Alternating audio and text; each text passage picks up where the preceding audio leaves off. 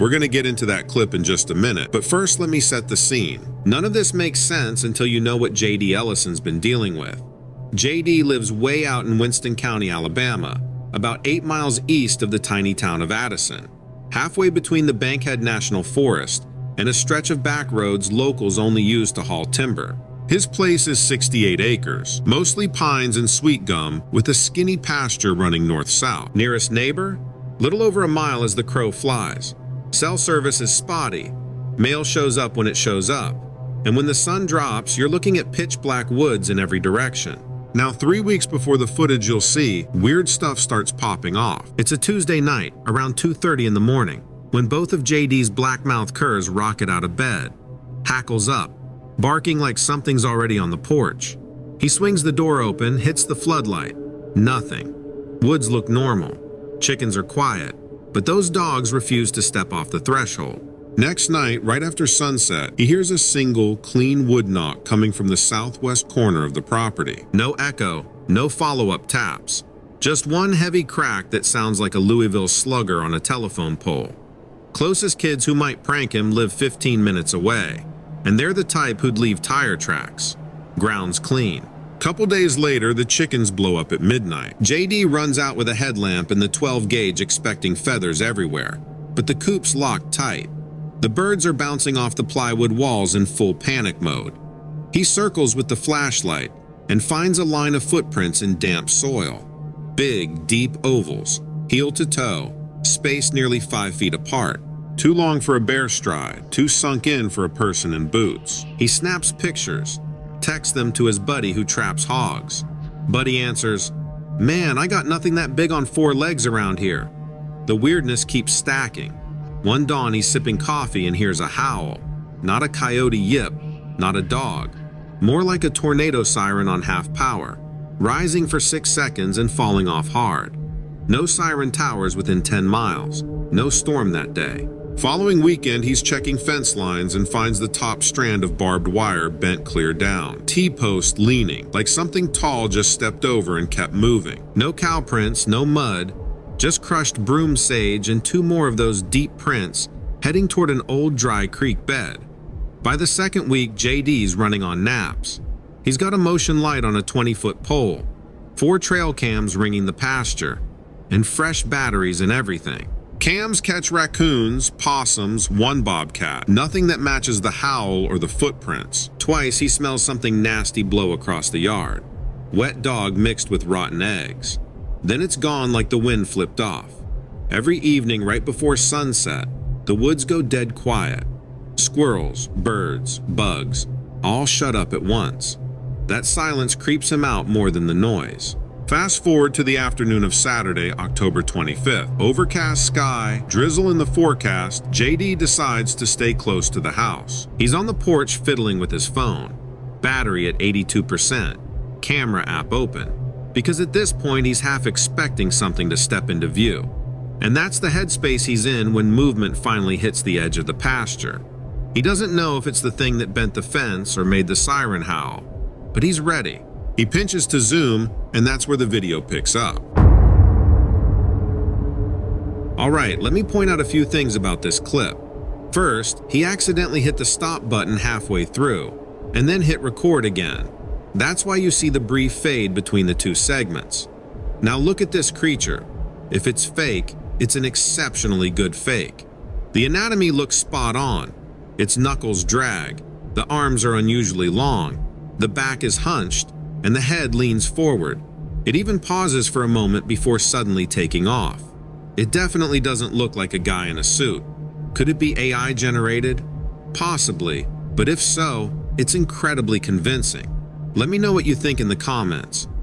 At the very start of the clip, you can see the creature standing right next to an overhanging branch. JD measured that branch at 6 feet 5 inches. The figure's just a bit shorter, so I'm guessing right around 6 feet, maybe a shade under. Hard to be exact since it's not fully upright. Either way, it looks bigger than it first appears, and I'd estimate the weight is somewhere near 300 pounds. What do you guys think? Alright, let's zoom out and talk about everything we know so far, so nobody misses the big picture. First, location matters. JD is 8 miles outside Addison, Alabama. Forest on 3 sides. One narrow county road out front. If somebody wanted to pull a prank, they'd need to hike in, wait around, and hope JD just happened to be on his porch with a phone rolling. That alone makes the hoax angle a stretch, but we still have to consider it. Next, the run-up events. For 3 solid weeks, we've got midnight dog alarms, single wood knocks, a fence wire bowed like a heavyweight stepped over it, and footprints deeper than any boot mark JD can make. Add in that low siren-style howl and the sudden dead quiet at dusk, and you've got a pattern. Whatever it is, it's hanging around, not just passing through. That consistency lines up better with a territorial animal than with a random joker in a costume. Now, the clip itself. You already heard why it's split in 2. Thumb slip on the stop button. Height check. 6'5" branch. Figure slightly shorter. So let's call it a hair under 6 feet. Not NBA tall, but the arm length is the key. The knuckles drag low even with the knees bent, and the back stays hunched like an orangutan, not upright like a human in a ghillie suit. We also get that brief pause, the moment where it seems to notice the phone, before it bolts. A guy playing Bigfoot usually struts for the camera. This thing looks surprised and wants out. Could it be AI? Sure, anything's possible. Unless JD's secretly a VFX artist, AI fakery feels unlikely. Outside of hoax and CGI, we land on 2 natural possibilities. Mis-ID of a black bear on hind legs, which this clearly isn't a bear, or a legit unknown primate. Physical evidence? We've got bent barbed wire, broken sapling, and those deep prints. Not a smoking gun, but it stacks. What we don't have is hair, clear tracks, or a second camera angle, yet. That's why JD hasn't gone public. He wants more proof before the internet tears him apart. So here's where we're at. Either JD staged an elaborate prank in the middle of nowhere, spent weeks faking prints and scaring his own dogs for 0 internet clout, or he caught something we can't explain in one 13-second cell phone clip. I'll keep digging, but you tell me, hoax, bear, AI, or Alabama's own knuckle-dragging mystery? Drop your take in the comments and stay tuned because the next encounter cranks the weird dial even higher. Okay, this next one was another email sent in by a viewer. Before I read you Rob's note, let's set the scene, because Gettysburg isn't just another Civil War park. It's a 6,000-acre time capsule, where history and the unexplained seem to overlap almost nightly. 51,000 soldiers were killed, wounded, or captured across these rolling Pennsylvania farm fields. The bloodiest 3 days of the entire war. Tactically, it ended Lee's northern push. Culturally, it left the ground so soaked in trauma that many visitors swear it still plays back fragments of the fight. Ask any park ranger about strange encounters, and 3 hotspots come up fast. Devil's Den. Ask 10 battlefield guides where the weirdest stuff happens, and most will point straight at those lichen-covered boulders. Visitors swear electronics glitch the instant they step into the rock maze. Fresh camera batteries die, phones lock up, even GoPros shut off, only to power back on once you scramble out to the grass. Plenty of people chalk that up to coincidence until they flip through their SD cards and find frames missing, or, creepier still, a barefoot, ragged Confederate wandering behind them who wasn't there when they pressed the shutter. Locals call him the Texas sharpshooter, linking the figure to Alexander Gardner's famous post-battle photograph. Modern tourists claim he'll pose for a second, then vanish the moment you try for a follow-up shot. Paranormal teams running night sessions add that EVPs captured here sometimes spike with a single whispered word, "here," right before every device in the kit flatlines at once. One investigator even reported a camera whose flash fired non-stop until it was yanked out by the batteries. Batteries that later read 100% on a tester. Sachs-covered bridge. Daylight makes it a quaint photo op. Nighttime turns the 1854 span into what some hunters call a spirit turnpike. Hikers crossing after sunset hear boot heels on the planks behind them, then watch empty darkness roll through the moonlit portal. Long exposure photographers snag hazy ranks of soldiers, sometimes blue, sometimes gray, marching shoulder to shoulder across the 100-foot crossing before dissolving mid-frame. Cold spots the size of a doorway tend to hover near the center, and more than one guest has smelled pipe tobacco, even though smoking's banned on park property. One folklorist collected a tale of 3 Confederate deserters hanged from the bridge beams. Some modern visitors snap shots that show a dangling shadow where no rope exists. Others record rhythmic thuds, what sounds like cavalry hooves. Yet the asphalt approach road is closed to traffic after dark. By day, it's the postcard view of Gettysburg. By dusk, the ridgeline gets so quiet you can hear cicadas cut off in mid-buzz. That's when people report the roll of a distant snare, followed by muffled orders no one can quite make out. Reenactors winding down after an event tell the same story. A gaunt Union private in a filthy sack coat lurches from the tree line, reeks of sulfur, mutters, "Rough one today, boys," and limps away, leaving ammo that turns out to be period correct but unfired. Other guests feel a gentle shove at the stone breastworks, as if a sergeant's steering them into line. Still, others snap panoramic shots that later reveal a single kepi-capped head watching from the rocks. Park rangers have logged multiple complaints about unauthorized drumming, even on nights when no living soul holds a permit to film or perform. And then there's the fog. Once or twice a summer, a knee-high mist creeps up the western slope right at sunset, stops at the 20th Main Monument, and disappears as if sucked into the granite itself, prompting old-timers to joke that Chamberlain still doesn't want anyone flanking his left.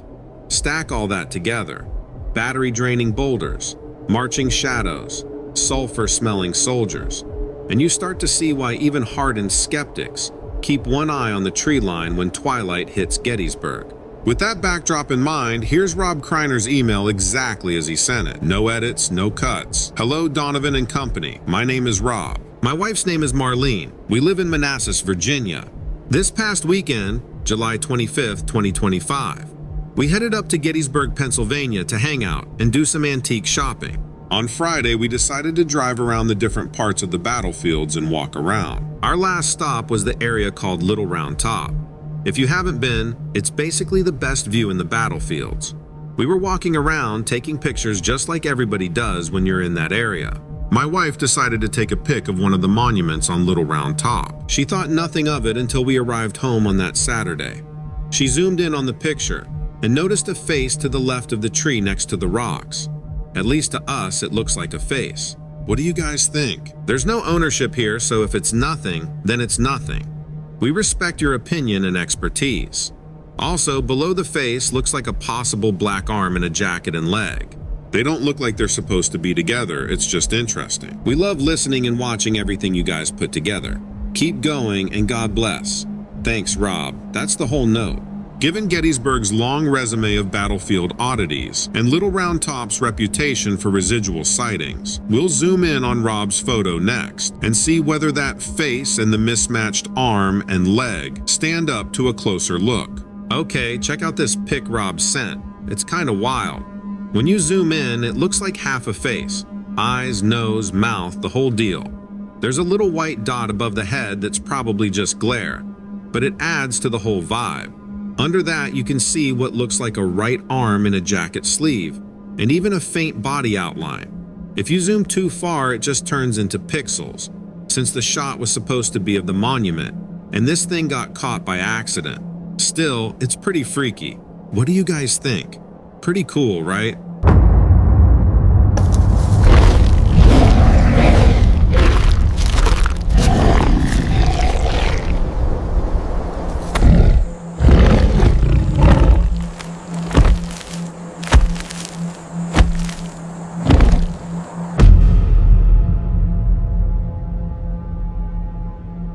Okay, I just had to do this one because I find it really fascinating. It's one of those stories that feels like it should be made up, but the locals swear it's not. It happened in the summer of 1972 in the small Mississippi River town of Louisiana, Missouri, and it's one of the most bizarre creature reports to ever hit Middle America.